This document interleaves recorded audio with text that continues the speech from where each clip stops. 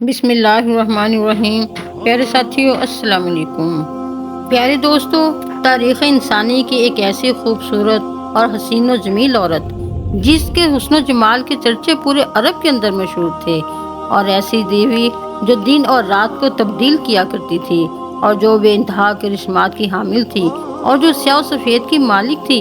اور تاریخ انسانی کا ایک ایسا شخص جس کے اخلاق و کردار اور حسن و سیرت کے چرچے پورے عرب کے اندر مشہور تھے، اور جس کے ہم پلہ نکاح کے لیے کوئی بھی عورت موضوع نہیں سمجھی جاتی تھی، اور جو آنے والے حاجیوں کا خدمت گزار بھی تھا۔ لوگ انہیں دیوی اور دیوتا کیوں سمجھتے تھے،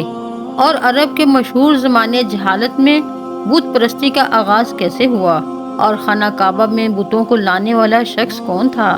اور عرب کے مشہور بت یعنی لات و عزا کون تھے، کیا حقیقت میں یہ کوئی انسان تھے، اور اہل عرب ان کی قسمیں کیوں کھایا کرتے تھے، اور پھر حضور پاک صلی اللہ علیہ وآلہ وسلم نے ان دونوں بتوں کا خاتمہ کس طرح فرمایا۔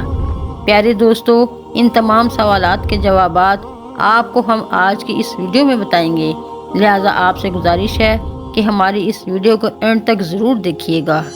پیارے ساتھیو، جب سے اللہ تعالیٰ نے اس کائنات کو تخلیق فرمایا تو ہر دور کے اندر شیطان نے انسانوں کو گمراہ کرنے کے لیے اللہ تعالیٰ کی وحدانیت سے دور کر کے بت پرستی کے اندر مبتلا کر دیا۔ اللہ تعالیٰ قرآن پاک کی سورہ نجم میں ارشاد فرماتا ہے، پھر کیا تم نے لات اور عزا کو بھی دیکھا اور تیسرے منات گھٹیا کو بھی۔ دوستو، زمانے جاہلیت میں عرب کے لوگ اللہ تعالیٰ کی وحدانیت کو چھوڑ کر بتوں کی پوجا کیا کرتے تھے، اور ایمان کو چھوڑ کر شرک کے اندر مبتلا تھے۔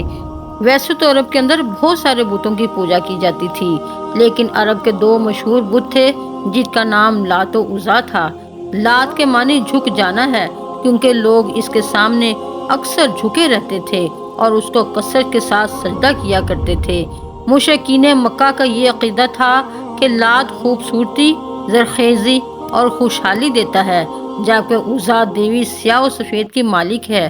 دن رات کو تبدیل کرنا اس کی ذمہ داری ہے۔ مشرکین مکہ لات کو خدا کا بیٹا اور عزا کو خدا کی بیٹی کہا کرتے تھے، نعوذ باللہ۔ زمانے جاہلیت کے وقت یہ بت عرب کے اندر اتنے مقبول تھے کہ لوگ بات بات پر ان بتوں کی قسمیں کھایا کرتے تھے،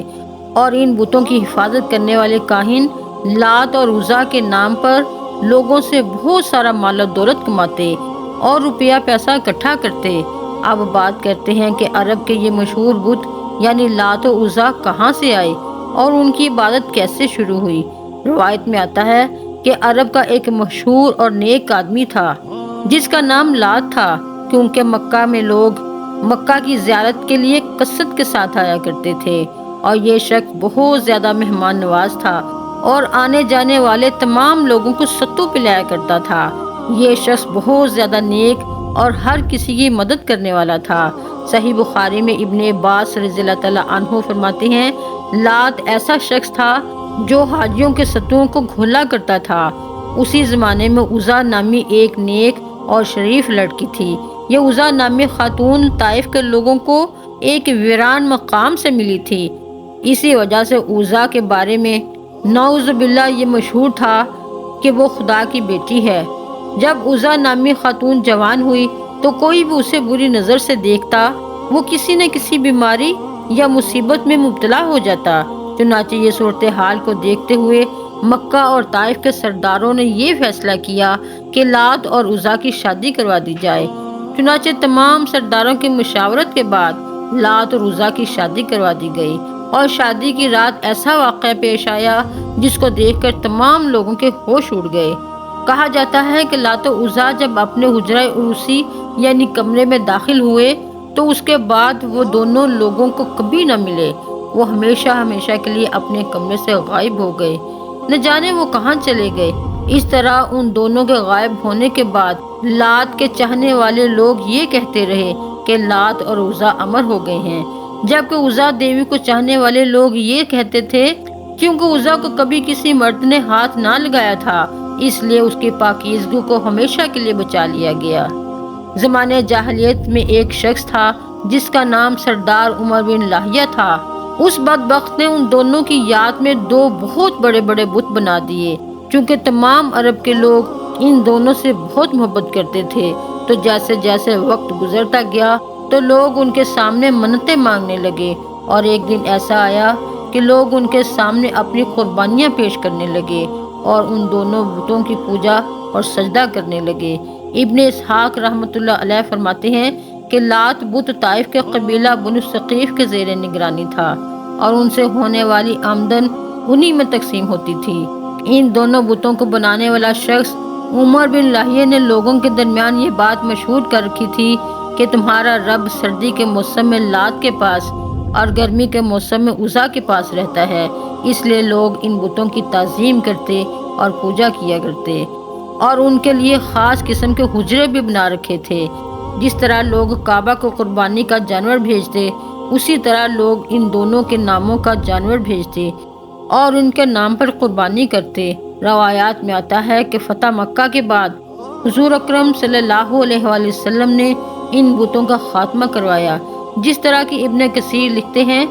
کہ لات بت توڑنے کے لیے نبی معظم صلی اللہ علیہ وآلہ وسلم نے حضرت مغیرہ بن شیبہ کو بھیجا،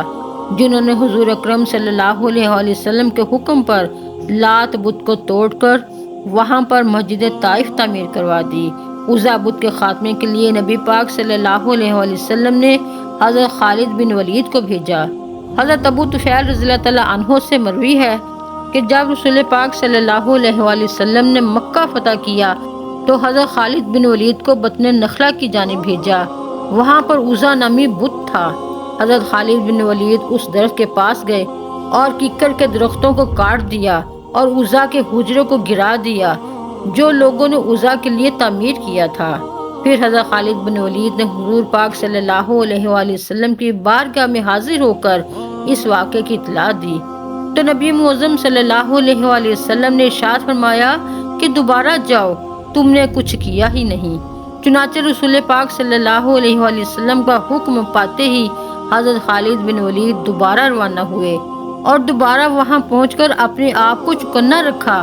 جب مجاوروں نے حضرت خالد بن ولید کو دیکھا تو کہنے لگے کہ عزا عزا، یعنی عزا کو پکارنے لگے۔ چنانچہ اس وقت حضرت خالد بن ولید کے سامنے ایک سیاہ رنگ والی برہنہ عورت ظاہر ہوئی جس کے بال بکھرے ہوئے تھے اور وہ خاک اڑا رہی تھی۔ پھر حضرت خالد بن ولید نے اس پر تلوار کا وار کیا اور دیکھتے ہی دیکھتے اس چڑیل کے 2 ٹکڑے کر دیے۔ اس عورت کو قتل کرنے کے بعد حضرت خالد بن ولید دوبارہ رسول پاک صلی اللہ علیہ وآلہ وسلم کی خدمت میں پیش ہوئے اور اس واقعے کے بارے میں آپ صلی اللہ علیہ وآلہ وسلم کو اطلاع دی، تو نبی معظم صلی اللہ علیہ وآلہ وسلم نے ارشاد فرمایا کہ ہاں وہ عزا ہی تھی۔ پیارے دوستو، اس طرح حضور پاک صلی اللہ علیہ وآلہ وسلم نے عرب کے مشہور بت لات اور عزا کو ختم کروا دیا اور مکہ معظمہ کی سرزمین کو بتوں سے پاک فرما دیا۔ اللہ تعالیٰ سے دعا ہے کہ وہ ہمارے ایمان کی حفاظت فرمائے، ہمیں شرک و بدعت سے محفوظ رکھے، آمین ثم آمین۔ اپنا اور اپنے پیاروں کا خیال رکھیے گا۔ اپنی اگلی ویڈیو میں انشاءاللہ پھر ملیں گے، تب تک کے لیے اللہ حافظ۔